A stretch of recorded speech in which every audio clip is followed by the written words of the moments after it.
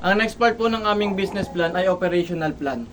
So sa operational plan po namin, magkakaroon po kami ng evaluation of suppliers kung saan po i-check po namin yung mga ingredients na ipinapadala po sa amin and i-evaluate po din namin yung suppliers din namin para po ma-ensure po namin kung mapagkakatiwalaan ba talaga yung mga nasusupply po sa amin ng mga ingredients na kailangan namin.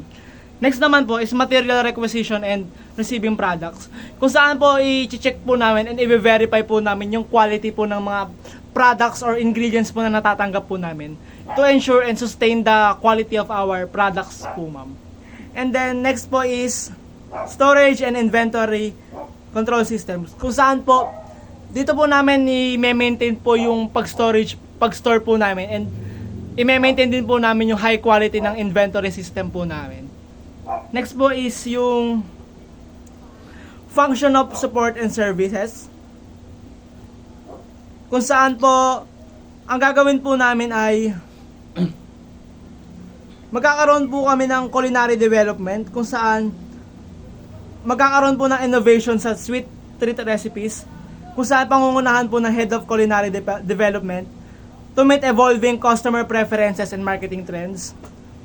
Customer experience, mag-i-implement po kami ng customer feedback para po magkaroon po kami ng insights kung ano po ba yung lasa, kung sobrang tamis po ba, kung ano po yung mga kailangan po sa negosyo namin. Magkakaroon po kami ng customer feedback para po magkaroon ng improvements yung negosyo po namin.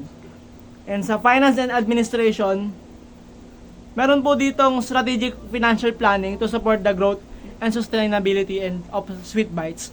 Kung saan po yung financial department po namin, magkakaroon po siya ng trabaho kung saan magkakaroon po siya ng research or analysis kung paano po magkakaroon ng sustainability po yung business namin in terms po sa financial.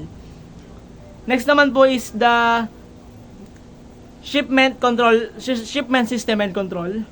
Kung saan po magkakaroon po kami ng quality insurance o assurance kung paano po namin ma-deliver po yung mga pagkain po na binebenta namin sa mga customer po namin.